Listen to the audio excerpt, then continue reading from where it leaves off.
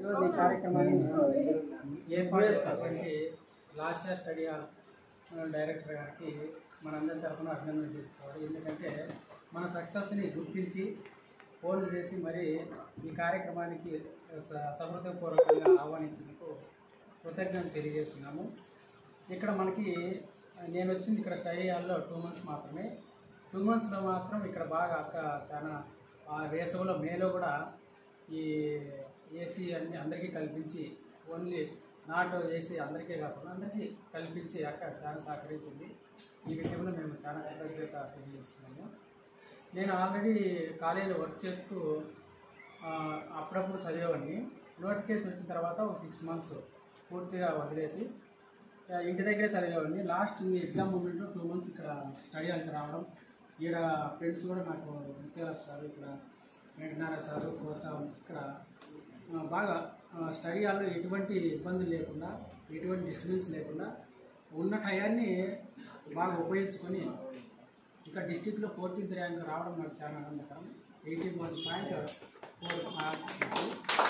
14th rank వచ్చింది. ఇక్కడ నాకు ఇప్పుడు ఫ్రెండ్స్ ప్రోత్సాహము, మా కుటుంబ ప్రోత్సాహం ద్వారా నేను ఈ సక్సెస్ సాధించడం జరిగింది. ప్రతి ఒక్కరూ కష్టపడితే సఫలీకృతమవుతాడానికి ఈ చాలా ఉదాహరణ ఇది. ప్రతి ఒక్కరూ మనం ఒకసారి ఏమైనా విఫలమైనా కూడా మళ్ళీ ఎక్కడైనా లోటుపాట్లు ఉంటే దాన్ని సరిదిద్దుకొని నెక్స్ట్ దాన్ని పొరపాటు చేయకుండా మనం ఏవైతే తప్పులు చేస్తుంటామో దాన్ని సరిదిద్దుకుంటూ సక్సెస్ సాధించాలి. అయితే నేను 2018లో కూడా డిఎస్సి ప్రిపేర్ అయ్యాను. అప్పుడు 62 ర్యాంక్ వచ్చింది డిస్టిక్. అప్పుడు 74 మార్క్స్ నాకు. అయితే 76కే పోస్ట్, ఒక రిజర్వేషన్ పోస్ట్ ఉంది కాబట్టి ఓపెన్ 6 పోస్టులు ఉన్నాయి, రిజర్వేషన్ పోస్ట్ ఉంది. అయితే 74కి రిజర్వేషన్ క్యాండిడేట్, 76కి వచ్చింది రిజర్వేషన్ క్యాండిడేట్కి. అప్పుడు నేనేమో అధైర్యపడలేదు. అయినా కాలేజీలో వర్క్ చేసుకుంటూ కాలేజ్ పిల్లలకు చెప్పుకుంటూ నేను 4 hours 5 hours చదివేవాడిని.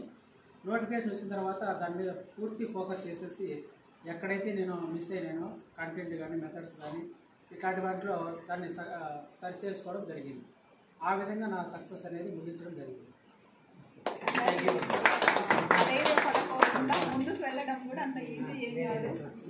చెప్పండి, వెల్ఫేర్ సాధించి సాగ